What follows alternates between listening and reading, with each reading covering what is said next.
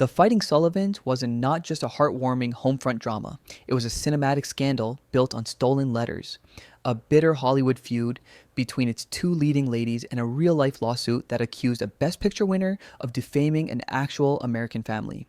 What audiences saw as a patriotic tribute was the product of a studio exploiting a real family's grief for profit, sparking a moral and legal battle that Hollywood tried to bury. Behind the scenes of this Oscar winning classic, a different kind of war raged one with a director's mutiny against his producer, a casting decision that created a toxic on-set atmosphere, and a secret settlement that proved the studio knew it was in the wrong. These are not just production notes. They are the battle scars from a film that fought its way to the top on a foundation of ethical quicksand. Today, we are opening the family album with 20 dark facts about the Fighting Sullivans, and stay tuned to the end for a bonus fact about the film's secret legal settlement that is so shocking it will change how you see this classic forever. Hit that subscribe button and let's open the album of Hollywood's most conflicted wartime tribute. Number 20, the film was sued for defamation by the real family. The Fighting Sullivans was not just a Best Picture winner, it was the defendant in a landmark invasion of privacy lawsuit that could have destroyed the studio. The real Anne Sullivan, whose letters to her sons inspired the film, was horrified by the final product. What audiences did not know was that she and her family felt they had been defamed, their private lives hijacked and distorted for mass entertainment. They sued 20th Century Fox for invasion of privacy and libel. This was not just a legal dispute, it was a mother's fight to reclaim her family's story. The film portrayed the father as a drunk and the family in a state of constant bickering turmoil, which the real Sullivans claimed was a grotesque exaggeration. The lawsuit became a media sensation, casting a dark shadow over the film's Oscar triumph. It was not just a movie, it was a betrayal that had to be fought in a court of law. Number 19, the on-set feud between Anne Baxter and Jean Tierney was legendary. The film's two leading ladies were not just playing sisters, they were locked in a cold war for screen supremacy. Anne Baxter, the young up-and-comer, and Jean Tierney, the established star, reportedly despised each other. What audiences did not know was that the tension was a constant, palpable force on set. They competed over everything: the size of their dressing rooms, the order of their names in the credits, and most importantly, who got the best close-ups. It was not just professional rivalry, it was a bitter personal clash. Tierney, who was originally promised top billing, was reportedly furious when Baxter's role was expanded and she was forced to share equal prominence. This was not just casting. It was a battle for the film's soul. The simmering hostility they felt toward each other is barely concealed on screen, adding a layer of authentic, uncomfortable tension to every scene they share. Number 18, the script was adapted from a real mother's private letters without permission. The film's acclaimed, Oscar-winning script was not just based on a true story, it was adapted from a real mother's private letters to her sons at war. The book, The Sullivans, by Maxine Davis, was a collection of these intimate, personal correspondences. What audiences did not know was that the studio secured the rights to the book, but never sought permission from the actual family to use their names and their private thoughts. It was not just source material, it was a literary violation. The letters were never intended for public consumption, let alone a Hollywood melodrama. This ethical breach was the core of the family's lawsuit. They felt their most private moments of love, fear, and pride had been stolen, commodified, and sold back to an adoring public.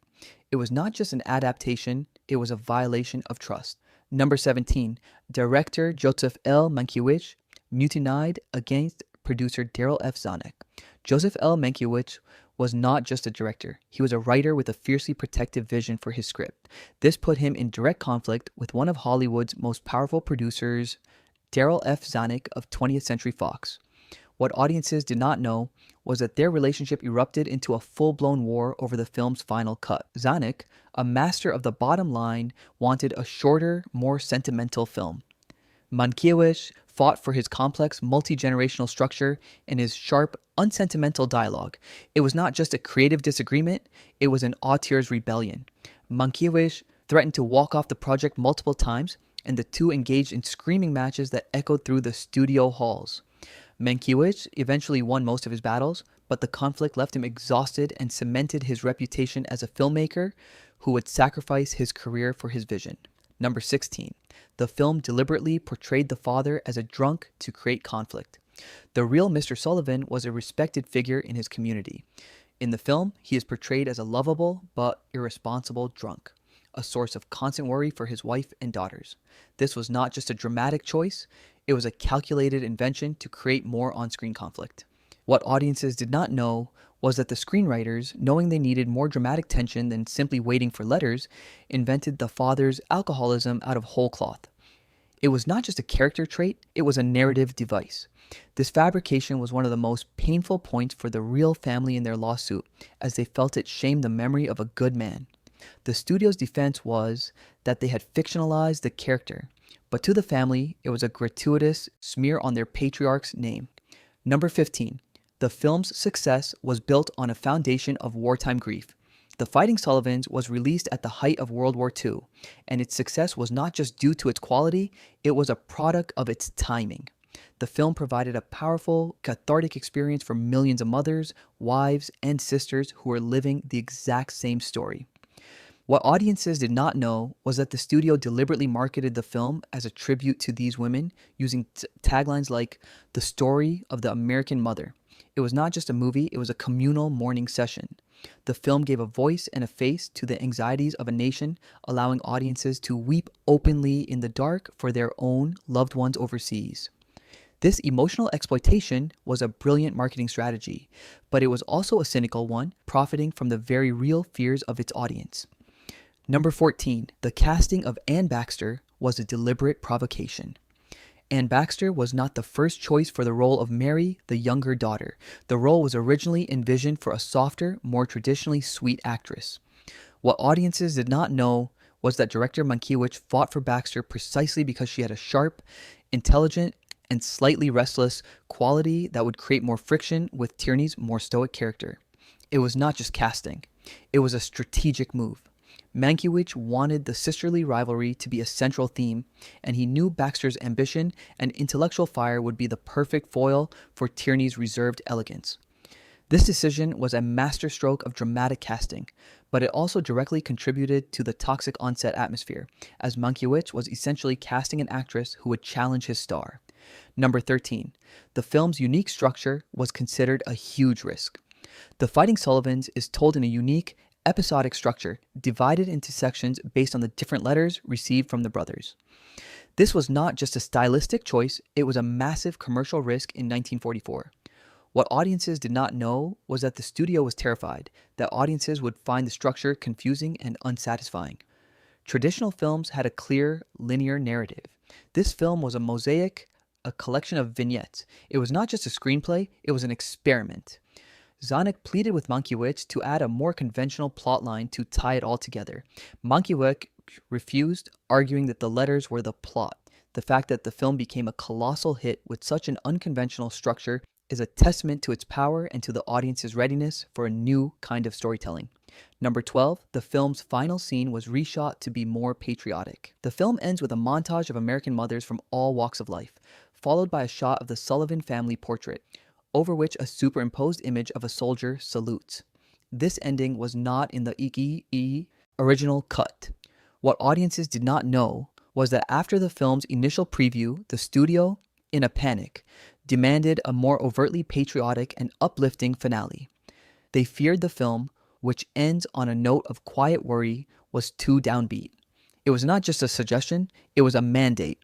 Mankiewicz, exhausted from his other battles, reluctantly agreed to shoot the new montage. The added flag-waving and saluting soldier feels tacked on to modern viewers, and it is. It is a studio-mandated piece of propaganda grafted onto a more nuanced and personal film.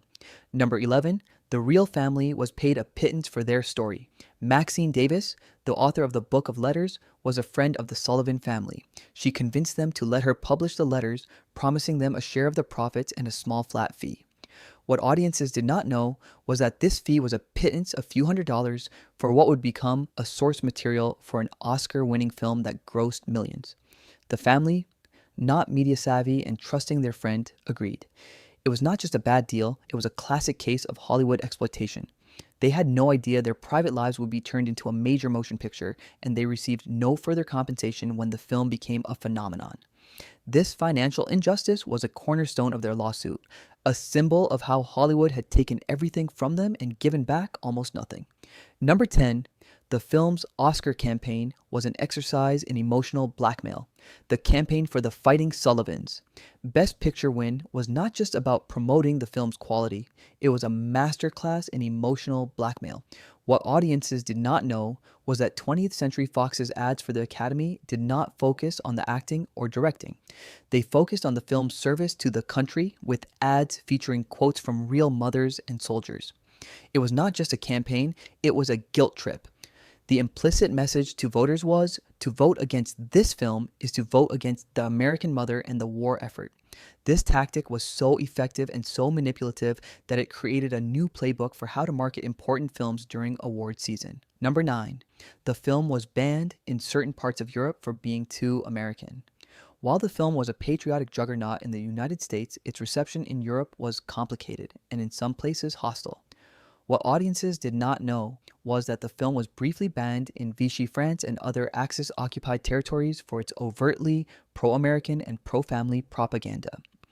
Even in allied countries like the United Kingdom, some critics found the film's sentimental portrait of the American home front to be cloying and unrealistic. It was not just a movie, it was a piece of cultural warfare. The film's unapologetic celebration of American values was seen by some not as heartfelt drama, but as a slick piece of wartime propaganda. This international backlash was a stark reminder that the film's message was not universal, but a specific product of its time and place. Number 8, the actress who played the mother was hounded by real mothers. Both Irene Dunne, who played the mother Anne Sullivan, and the character herself became a symbol for the millions of real mothers waiting for word from their sons. What audiences did not know was that Dunne was constantly hounded in public by women who wanted to share their stories, their fears, and their letters with her. It was not just a role, it was a public burden. Dunne, a gracious and empathetic woman, bore this with incredible fortitude, but it took a significant emotional toll. She became a confessor, a surrogate mother, and a symbol of hope for an entire nation of anxious women. The performance that won her an Oscar nomination was therefore more than just acting. It was a public service, a role she had to live 24 hours a day. Number 7. The film's title was a last-minute change. The film was not originally titled The Fighting Sullivans. During production, it went under several working titles, including The Sullivan Family and simply Mother. What audiences did not know was that the title was changed just before release at the insistence of Daryl F. Zanuck, who felt the original titles were too soft and would not sell tickets. It was not just a title change, it was a rebranding. Zanuck wanted something that had more punch, something that connected the family's personal struggle to the larger war. The word fighting was his masterstroke, transforming a domestic drama into a story of active participation in the war effort. This cynical marketing decision ended up perfectly capturing the film's spirit, but it was born from a place of pure commercial calculation. Number 6. The film ignored the racial diversity of the American homefront. Like most studio films of the era, The Fighting Sullivans presents a completely white, Anglo-Saxon vision of the American family. This was not just a product of its time, it was a deliberate and exclusionary choice. What audiences did not know was that the original source material contained references to the diverse neighborhoods and integrated workforce of the time. These elements were completely scrubbed from the film. It was not just an omission, it was a whitewashing. The studio wanted to present an idealized all-American family that would resonate with the widest possible audience. And in 1944, that meant a white family. This decision, while standard for the period, now feels like a major historical and ethical blind spot, a deliberate fiction that erased the contributions and sacrifices of millions of non-white Americans. Number 5. The film's success prompted a wave of true story lawsuits. The massive success of The Fighting Sullivans, combined with the very public lawsuit from the real family, created a new and nervous trend in Hollywood.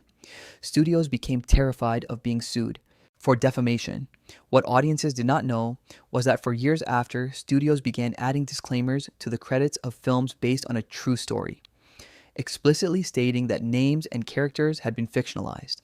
It was not just a legal precaution, it was a direct result of the Sullivan case. The film's legal troubles created a ripple effect that changed the language of cinema, a small but significant legacy that can still be seen in movies today. Every time you see that disclaimer, you are seeing a ghost of the Sullivan family's fight. Number 4. The on-set food was subject to wartime rationing. The Fighting Sullivans was a film about the home front, and it was made under the same conditions as its subject.